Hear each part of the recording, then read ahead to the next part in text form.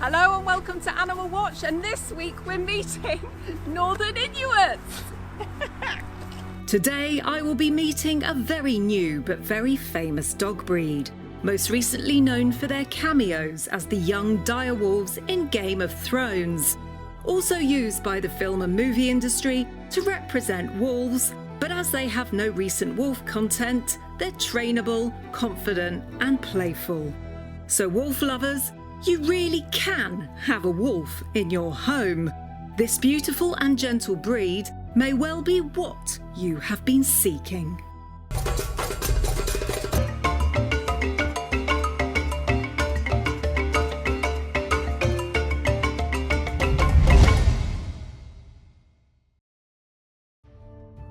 The wolf, mysterious, the untamed wild. We both fear and respect them. The perfect image of a canine equipped to deal with nature, with their long erect ears, huge long canines, powerful forward-facing eyes, long legs built for endurance, and a mind that cannot be controlled. For some people, the obsession to own a part of nature becomes addictive. But for many of us, our homes just aren't the right place to keep a wolf. Those who keep wolves often have huge electrified enclosures and acres of land for the wolves to run free. These compounds are licensed by the local authorities and cost a lot of money. Many states ban keeping wild animals, and also a wolf would tear up your home due to his need for independence and to be outside where he belongs. One alternative is a wolf cross. Again, high-maintenance dogs who also can have many characteristics which won't suit our homes. So what can we turn to if we desire a wolf but don't want the wolf content? The answer is a wolf without the wolf, a Northern Inuit.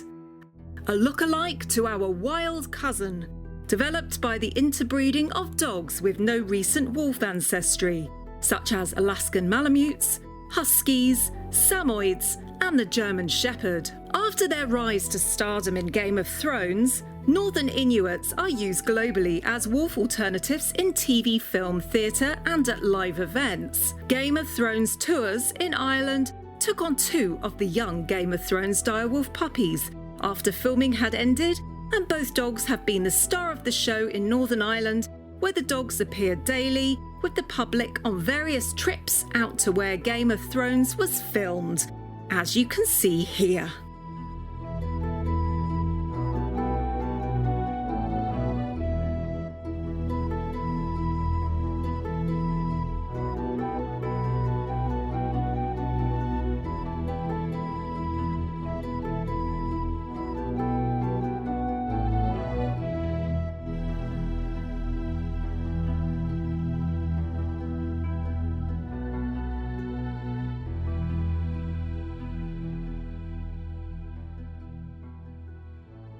Today I am visiting some Northern Inuits in the flesh at Utonagan in Essex with Tracy Fowler.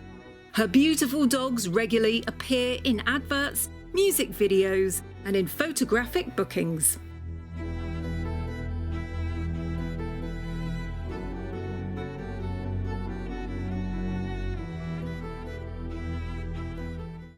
Hello! Hi Anneka! Hi, nice to see you!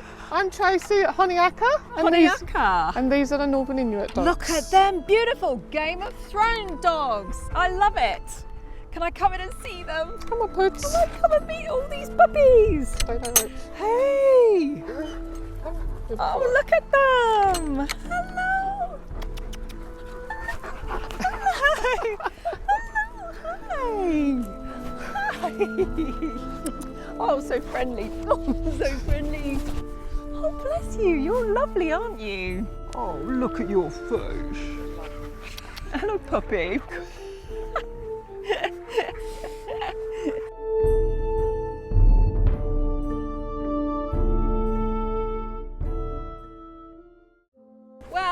Tracy, I can just about see you over there, over the mound of beautiful Northern Inuits. They either love you or you've got a packet of treats. Now, what is it? I might have something in my hand.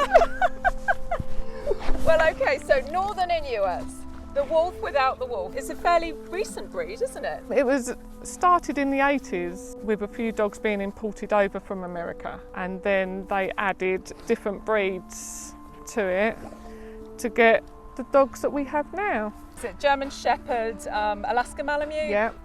Husky? Husky.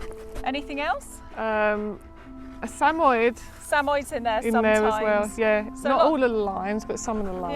Yeah, I know what sled dogs are like, and they're quite boisterous, but German Shepherds are quite together, aren't they? Yeah. So the German Shepherd seems to mellow these dogs quite nicely, doesn't yes, it? Yes, it does. It does, and it brings the trainability in. I mean, they're not as easy as a German Shepherd to train, but they're a lot easier than a Husky. They do have a lovely temperament, even though they can be boisterous, can't they? So very boisterous, lively, yeah. Need lots of walks, perhaps a little bit scratchy, but actually very, very kind and sweet dogs, aren't they, generally? Once you get past the puppy stage, then you'll have the most loyal, loving family pet. They can be very naughty as puppies, they can be destructive, they can be nippy, and they can test your patience. So you need to be a strong owner, and you need to put in plenty of training. And what sort of training is that? Just the same sort of stuff that you'd use on a German Shepherd? Just something to stimulate their brain? Or? Lots of positive reinforcement. They love to please, but they do get bored easy.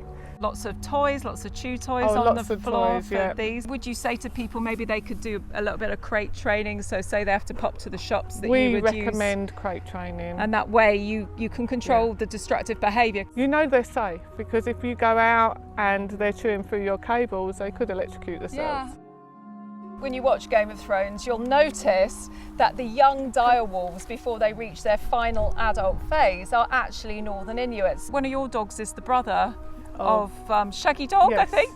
Game of Thrones must have thought they were very easy dogs to work with, I imagine. The whole look of the puppies was very much the wolfy look, without them having to use a wolf dog. Yeah, and of course that'd be much easier on set anyway, because it's quite difficult to actually bring a high content wolf dog onto set, or a wolf. This girl here, she's got beautiful eyes, hasn't she? They're quite light, aren't they? Yeah, they're amber. Her eyes are classed as a light amber. And she's an apricot. And they're playing. And they've gone off to play. And then you get some brown eyes, but all very, very wolfy looking eyes. Yeah. So actually... The almond shape eye. Yes, they've got almond shape eyes, and they've got a nice long muzzle. That's very wolfy in a way. Their coat is a little bit like a shorter version of a husky? They don't tend to be as thick as a husky's coat. Yeah. They are double coated. What's the heaviest one you've ever had? So the heaviest one we've got, he's 60 kilos. That's heavy? Yeah. That's really, really heavy. Whereas Eden, she's 35 kilos. 35 standard. kilos, yes. I would guess that there'd be more around 35, so that's really heavy. What sort of person do you think should be the right person to have one of these? What sort of lifestyle should they lead? Need to be in the house all day, not leave them on their own? Day. No, unless they've got people that will come in, or they will send them to doggy daycare, but they need companionship. So they really need to be with a friend as well. These are so social dogs. I couldn't see somebody having one on their own. Be nice to have a couple of them together. Yes, but at different ages. At different ages. Do you find they're same-sex competitive? Do sometimes the females bicker with the other females? Yeah, girls can be more competitive than boys. I would never recommend you have two puppies, siblings together. No. They're so bonded together that they don't bond with you. No, and it's so hard to do the training. Yes, so because they're quite lively as it is. Yeah. So. And they don't need you, they've got each other. How much exercise do these dogs need? We recommend 45 minutes twice a day, and weekend hikes. Can they be let off, or will they run away? Most of ours we can let off. We have the odd one that has a mind of their own. Most of them you can let off, but you need to put that training in. Predatory? If it runs, they will chase. They won't necessarily do anything if they were to catch it, but they like the chase. How about if somebody's got a cat? Is this a good dog to bring in if you've got a cat? As a puppy. As a puppy? Yes. If you've got cats or house rabbits or house chickens, they can live with House us. chickens. Yeah. I love how that's brought in. Fur, look, fur. Don't get one if you're fussy about your house. Now, isn't that true? You need good hoovers. And the other thing is like washing machines. I've got through dryers and washing machines. We So put ours in bags now. you have yours in bags, what, to keep the fur inside the bags? And you think that works? Yeah.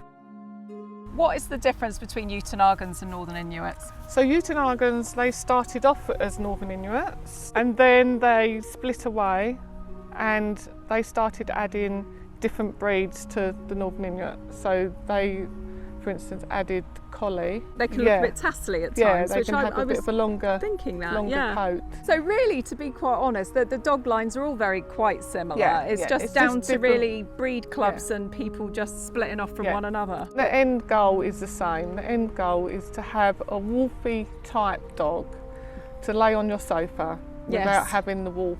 Exactly, so content. you know that it's calm and it's relaxed, obviously apart from when it's a puppy.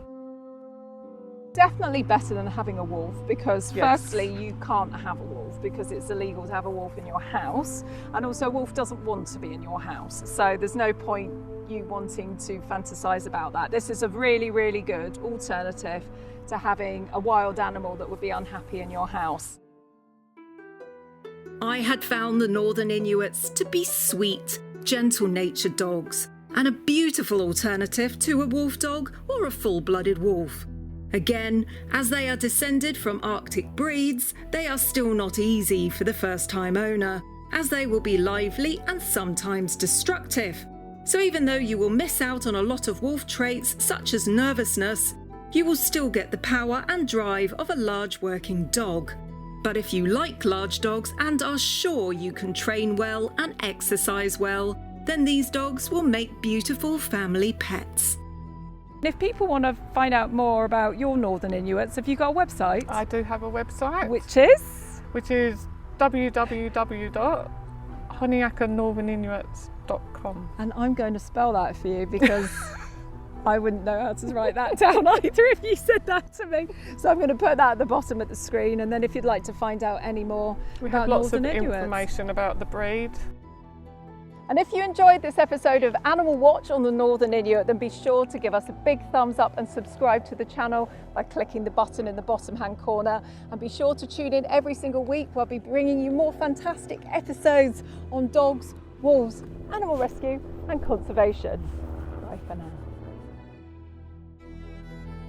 If you would also like to find out more about Game of Thrones tours in Ireland, where you can visit some of the original series locations alongside the direwolves they have, then please visit www.gotdirewolves.com.